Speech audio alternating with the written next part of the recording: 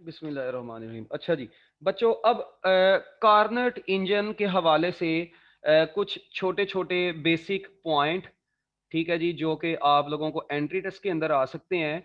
इनको बच्चों आप लोगों ने बड़े अच्छे तरीके से गौर से समझना है।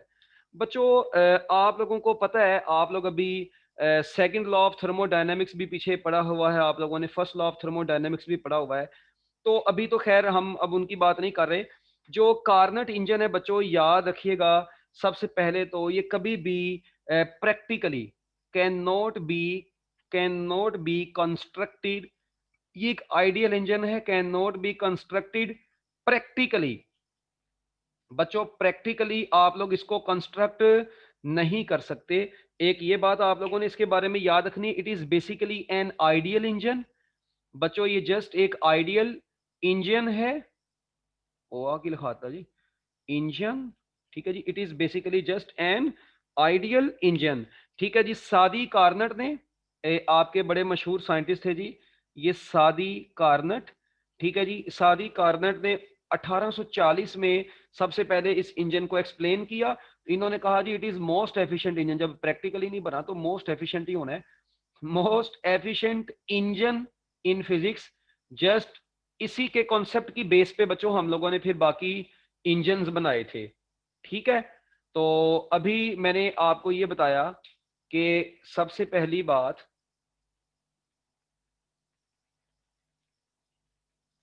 कि ये देखें जी, can not be constructed practically, it is an ideal engine. Sadi Carnot ने 1840 में इस इंजन को एक्सप्लेन किया। मोस्ट एफिशिएंट इंजन बच्चों इसको माना जाता है, और ये ऐसा इंजन है जिसकी एफिशिएंसी, बल्कि हर इंजन ही ऐसे ही होता है, एफिशिएंसी जो होती है बच्चों, इसकी एफिशिएंसी, इसको यूजुअली आपको पता है इस सिंबल से रिप्रेजेंट करते हैं। इसकी एफिशिएंसी डिपेंड करती है बच्चों किसके ऊपर? Depends upon temperature of source and sink. बच्चों सोर्स और सिंक के टेम्परेचर पर। सोर्स किसको बोलते हैं मैंने आपको बताया हुआ है बच्चों। सोर्स बोलते हैं एच टी आर को, जो हीट प्रोवाइड करता है, हाई टेम्परेचर रेजरवायर। और सिंक बोलते हैं एल टी आर को, जो हीट को एब्जॉर्ब करता है, लो टेम्परेचर रेजरवायर इसको बोला जाता है, ठीक है। ये इनकी टेम्परेचर के ऊपर डिपेंड करती है। This efficiency is independent of nature of working substance. Nature of working substance, बच्चों ये वर्किंग सब्सटेंस की नेचर के ऊपर डिपेंड नहीं करती, ठीक है।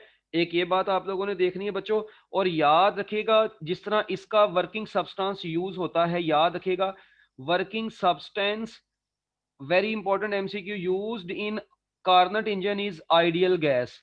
बच्चों इसमें जो हम लोग वर्किंग सब्सटेंस यूज करते हैं वो आइडियल गैस होती है। ये सारे एमसीक्यूज की फॉर्म में है, सारे छोटे छोटे एमसीक्यूज हैं।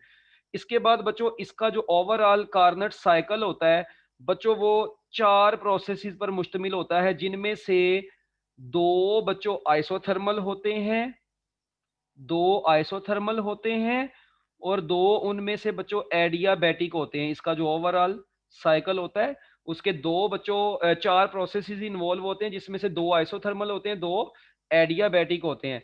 तो आइसोथर्मल कंप्रेशन आएगी, ठीक है जी। फिर आइसोथर्मल एक्सपेंशन आएगी।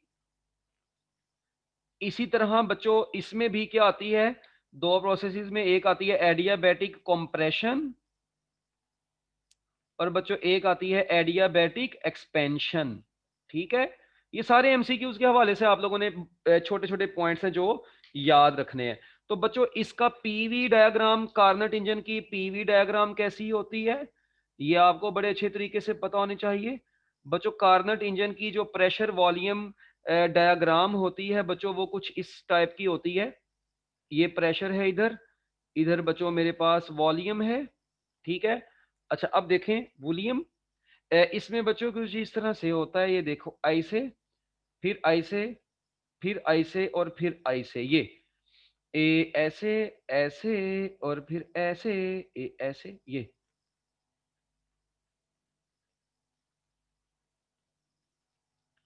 ठीक है। अब आप लोग यहां पर ये चीज पे गौर करें बच्चों, ये देखें, ये 1 है, ये 2 है, ये 3 है, ये 4 है, ठीक है, ऐसे जी। ये अब आपको पता होगा बच्चों, इसमें वही वही वाली कहानी कि जो पहला वाला है वो आपको पता है कौन सा है, बताएं इनमें से पहला वाला कौन सा होता है, जल्दी जल्दी बताएं जरा। जो पहला वाला होता है बच्चों वो आइसोथर्मल, क्या होती है आइसोथर्मल एक्सपेंशन, पहले वाले को क्या बोलते हैं? ओ भाई इसमें पहले वाले को क्या, वो देखो बेशरम पिंड में बैठा लेक्चर ले रहा है, इसके सामने दरख्त नजर आ रहे हैं, वो बड़ूसली के मुंह वाले हैं शाम, ओए और चरसी। हाँ बच्चों, जो पहला वाला होता है उसे हम लोग बोलते हैं आइसोथर्मल, क्या बोलते हैं? इधर में लिख देना भाई, ये देखो जो पहला वाला होता है वो आइसोथर्मल एक्सपेंशन है बच्चों। दूसरा वाला जो है, दूसरा वाला है एडियाबैटिक एक्सपेंशन, ये इधर है।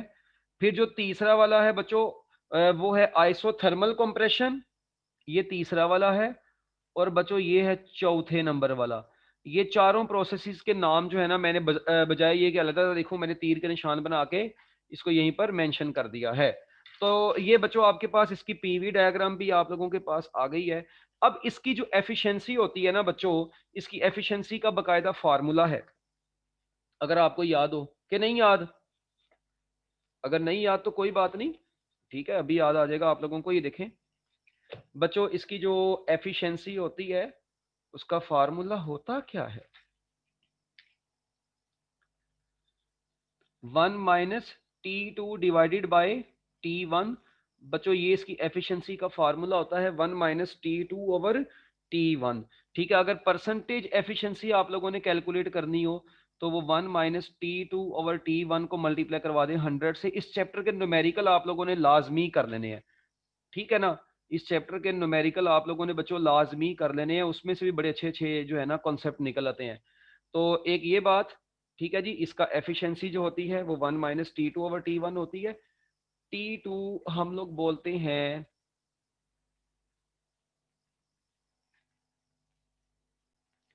T2 बच्चों हम लोग बोलते हैं टेम्परेचर ऑफ सिंक। और T1 बच्चों हम लोग बोलते हैं टेम्परेचर ऑफ सोर्स। तो बच्चों देखें ये सिर्फ और सिर्फ टेम्परेचर ऑफ द सिंक और सोर्स के ऊपर डिपेंड कर रही है, इसमें कहीं पर भी वर्किंग सब्सटेंस को डिस्कस हम लोग नहीं करते। एफिशिएंसी का यही फार्मूला बच्चों, यही फार्मूला हम लोग हीट की फॉर्म में भी यूज कर लेते होते हैं, 1 minus Q2 over Q1 into 100।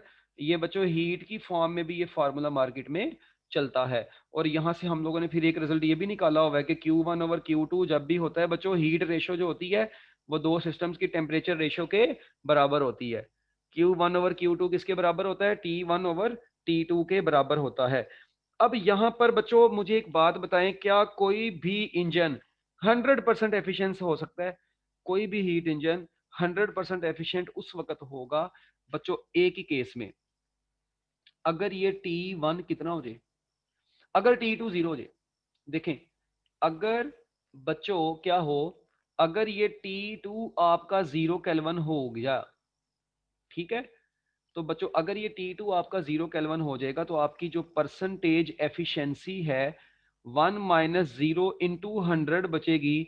तो बच्चों आपकी एफिशिएंसी कितनी आ जाएगी? आपकी नहीं सॉरी, इस इंजन की एफिशिएंसी 100% आ जाएगी। बच्चों T2 0 करने का मतलब पता क्या है? T2 0 केल्विन करने का मतलब है कि आप लोग क्या खच मार रहे हैं, आप लोग सिंक को ही उड़ा रहे हैं, आप लोग सिंक का टेम्परेचर 0 कर रहे हैं। नो सिंक, आप लोग कह रहे हैं सिंक हो ही ना। सिंक बोलते हैं एब्जॉर्बर को जिसने हीट एब्जॉर्ब करनी होती है। भाई कैसा पॉसिबल है कि आप लोग विदाउट LTR किसी भी इंजन को डिवाइस नहीं कर सकते? किसी भी इंजन ने, कोई भी इंजन ऐसा नहीं है जो भाई बिल्कुल भी हीट रिजेक्ट ना करे, ऐसा तो पॉसिबल ही नहीं है। तो याद रखिएगा 100% एफिशिएंसी इज नॉट पॉसिबल, क्योंकि ऐसा पॉसिबल ही नहीं है कि सिंक ना हो। तो बच्चों याद रखना है आप लोगों ने कि अगर अगर अगर इस तरह हो, अगर सिंक ना हो फिर एफिशिएंसी 100% आती है। तो मुझे बताओ, ऐसा तो पॉसिबल ही नहीं है, विदाउट सिंक आप लोग किसी भी इंजन को डिवाइस कर ही नहीं सकते। तो लिहाजा बच्चों ये अब आप लोगों के पास एक ये चीज आ गई। उसके बाद आप लोग देखें ये जो परसेंटेज एफिशिएंसी है ना बच्चों, इसको मैं T1 minus T2 over T1 into 100 भी लिख सकता हूँ। और इसी फार्मूले को मैं ऐसे भी लिख सकता हूँ delta T over T1 into 100। इसका मतलब है कि परसेंटेज एफिशिएंसी इंक्रीज करती है अगर temperature, difference between temperature of source and sink बढ़ाते जाएं, डेल्टा टी। इसका मतलब है difference between temperature of source and sink बढ़ता जाएगा, तो बच्चों एफिशिएंसी भी कार्नट इंजन की क्या होती जाती है, बढ़ती जाती है। तो बच्चों दो इंजन हैं वो डिफरेंट टेम्परेचर डिफरेंसेस पर ऑपरेट कर रहे हैं, तो जिन इंजन का टेम्परेचर डिफरेंस ज्यादा होगा बच्चों उसकी एफिशिएंसी भी ज्यादा होगी।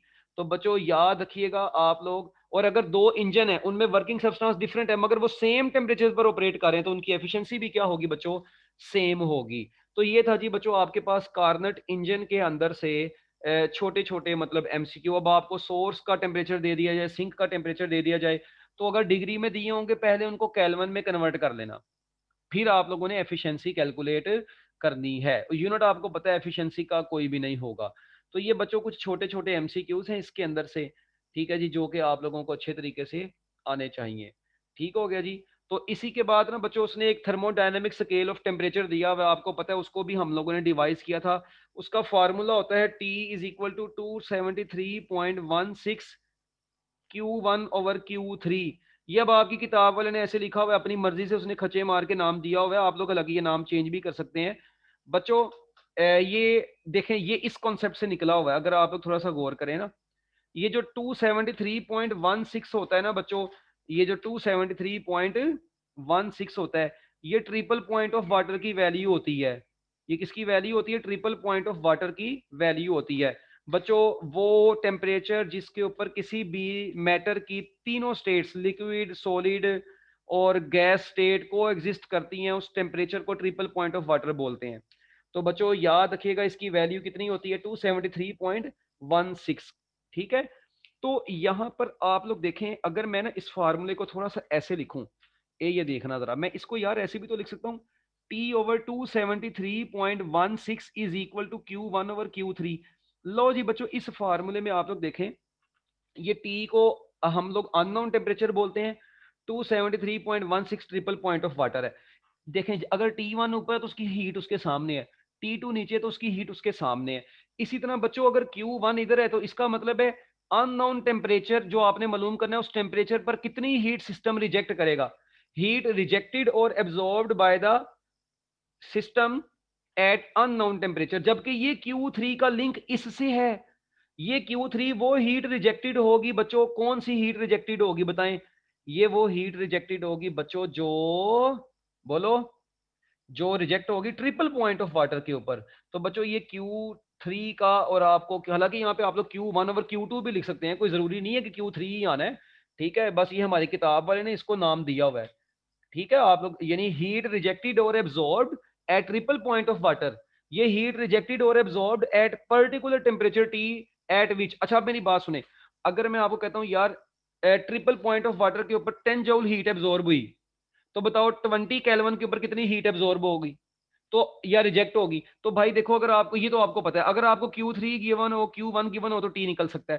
इसका मतलब मैं यहां से कह सकता हूं Q1 किसके बराबर आया, 273 इंटू Q3 डिवाइडेड बाय, ओ भाई Q1 किसके बराबर आएगा, सॉरी उल्टा लिखवा दी ना तुम लोगों ने, चरसी लोगों। Q1 बच्चों अगर निकालना है वो बराबर आएगा Q3 into T divided by 273.16। ये Q3 से धोखा नहीं खाना, बस ये जेन में रखना है, ये Q3 वो हीट होगी जो ट्रिपल पॉइंट ऑफ वाटर के साथ गिवन होगी। अच्छा अगर Q3 निकालना हो तो Q3 किसके बराबर आएगा, Q1 273 डिवाइडेड बाई टी, ठीक है, ये आ जाएगा। और अगर अकेला टी निकालना तो ये आपके सामने लिखा हुआ है। तो बच्चों ये फार्मूलाज हैं कुछ छोटे छोटे जो कि आप लोगों को अच्छे तरीके से आने चाहिए। बाकी पेट्रोल इंजन और डीजल इंजन है बच्चों, उनकी मेजर एफिशिएंसीज हैं जो कि बस आप लोगों ने अच्छे तरीके से जहन में रखनी है। जो पेट्रोल इंजन और डीजल इंजन है ना बच्चों, उसकी आप लोगों को पता है वही बाकी तमाम पार्ट तो बच्चों इसके सेम ही होते हैं, बस इसकी एफिशिएंसी जो है वो आप लोगों ने याद रखनी है। ठीक है, जो पेट्रोल इंजन और डीजल इंजन है, मैं बार बार बता रहा हूँ, इनकी एफिशिएंसी 100 रकात पेपर में आ जाती है, वो आप लोगों ने अच्छे तरीके से जेन में रखनी है। ठीक है, तो मेजर जो पोर्शन था बच्चों इसका वो यही था। आगे एंट्रोपी छोटा सा टॉपिक है, उसको आप लोगों ने खुद ही देख लेना है। ठीक है, उसमें से कोई इतनी ज्यादा मतलब इंपॉर्टेंट बातें नहीं है, उसकी डेफिनेशन ही है जनरल सी बस एक। ठीक है, और इसके अलावा उसकी क्या नाम है, ये सेकंड लॉ ऑफ थर्मोडायनेमिक्स से क्या तल्लक है उसका, ये वो इस तरह की कुछ छोटी मोटी बातें लिखी हुई हैं। वो कोई इतनी औखी चीज नहीं है। तो वो एंट्रोपी का टॉपिक बच्चों आप लोग खुद भी कर सकते हैं। तो ये है जी बच्चों आप लोगों का चैप्टर नंबर 6, सॉरी 6 कह रहा हूँ यार, एक तो 6 ही मेरे दिमाग में घूम ही जा रहा है, 6 शुरू जो करवाना है मैंने। हाँ जी बच्चों याद रखना है आप लोगों ने कि चैप्टर नंबर 11 में से एक ये Carnot engine, pressure of gas, molar specific heat, work, first law of thermodynamics और इंटरनल एनर्जी, ये मेजर टॉपिक्स हैं जो ज्यादा टच होते हैं। तो आप लोगों ने इनको बस अच्छे तरीके से कर लेना है।